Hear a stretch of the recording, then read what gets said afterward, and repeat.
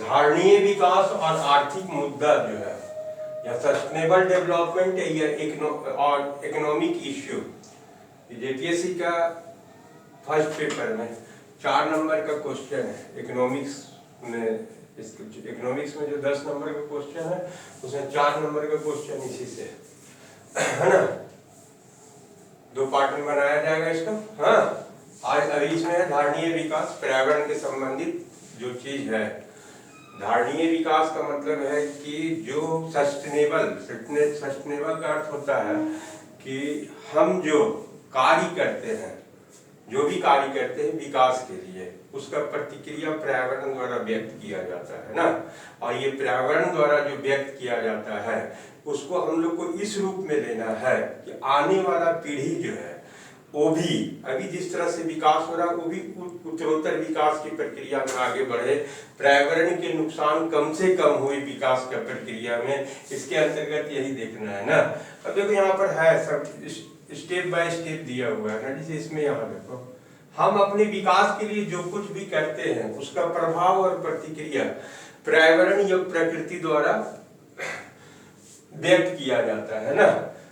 बहुत सारा विकास का प्रक्रिया में जो पर्यावरण का हम लोग क्षय किए, नतीजा हुआ 2010 के बाद दुनिया में है ना बहुत सारी प्राकृतिक विपदाएं जो आई, जो कि दुनिया भर में सुर्खियां बटोरी। ये सब जो करने का जो प्रक्रिया हुआ 90 के दशक से ही सरकारें जो है प्रयत्नशील हो गया, ऑर्गेनाइजेशन इंटरनेशनल प्रयत्नशील हो गया कि कम से कम पर्यावरणीय क्षति हो। 2015 में इस तरह का है ना 2 निर्णय लिया गया। 1 दिसंबर 2015 में यूएनएफसीसी का मतलब है United nation framework on climate change ना, या जलवायु परिवर्तन पर संयुक्त राष्ट्र फ्रेमवर्क कन्वेंशन ना, हिंदी में इसको कहा जाएगा। इसके तहत जो है 2015 में जो किया गया COP21 के तहत, COP21 में हुआ था कि जो भी इसके तहत जो पेरिस समझौता किया गया था, उस पेरिस समझौता का काम जो है जो क्योटो प्रोटोकॉल है उसके जगह स्थान देगा।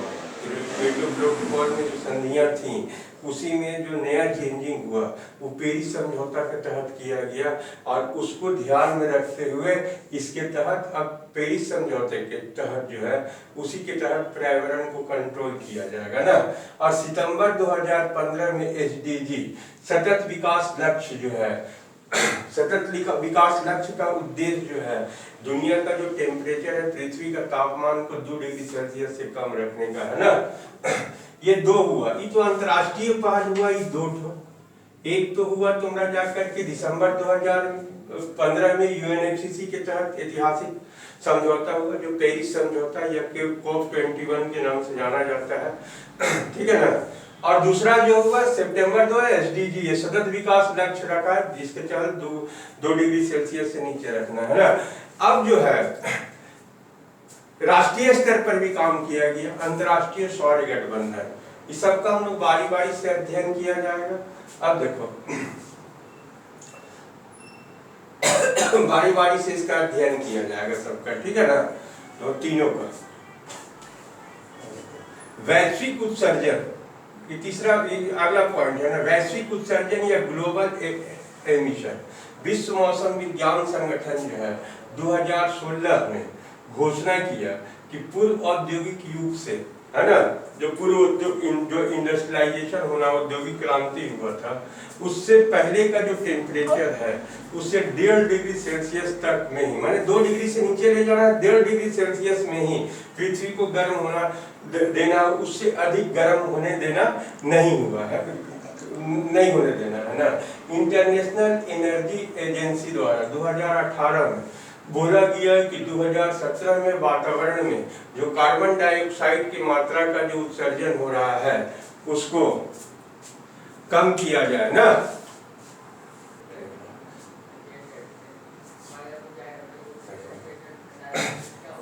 विश्व इंटरनेशनल एनर्जी एजेंसी द्वारा 2018 में जो घोषणा किया गया उसके अनुसार जो है 2017 के 2017 के जो वातावरण में कार्बन डाइऑक्साइड का जो उत्सर्जन था, उसमें भारत का स्थान जो है अमेरिका हो, चीन हो, यूरोपियन संघ से बहुत नीचे था ना। जहां भारत में 40 GT कार्बन डाइऑक्साइड का उत्सर्जन हो रहा था प्रति वर्ष, वहीं अमेरिका में 232 GT में ही मापा जाता है कार्बन उत्सर्जन को, कार्बन डाइऑक्साइड के उत्सर्जन को। 232 माने भारत की तुलना में जो अमेरिका के तुलना में भारत 1/6 है ना का उत्सर्जन ही कार्बन डाइऑक्साइड का कर रहा था। चाइना और यूरोपीय संघ का भी स्थिति जो ये था कि भारत से लगभग 3.5 गुना 4 गुना अधिक कार्बन डाइऑक्साइड का उत्सर्जन कर रहा था ना। इसी का जो दूसरा पॉइंट है, प्रति व्यक्ति खपत के मामले में ही कार्बन डाइऑक्साइड का उत्सर्जन के मामले में, जहां पर 17 टन प्रति व्यक्ति उत्सर्जन अमेरिका में हो रहा था, चाइना में जो है उसमें भी 7.5 टन प्रति व्यक्ति हो रहा था, भारत में 2 टन ही प्रति व्यक्ति कार्बन डाइऑक्साइड का उत्सर्जन हो रहा था। इसके अलावा जो है जहां पर कार्बन डाइऑक्साइड के उत्सर्जन के मामले में क्षेत्रवार में भी अंतर था ना। चाइना हो, चाहे अमेरिका हो, चाहे यूरोपियन संघ हो, चाहे भारत हो, कार्बन उत्सर्जन जो था, कार्बन डाइऑक्साइड का उत्सर्जन जो था, उसमें सबसे अधिक ईंधन दहन से उत्पन्न होता था, बिजली से है ना, ऊष्मा उपभोग के द्वारा सबसे अधिक कार्बन डाइऑक्साइड का उत्सर्जन हो रहा था ना।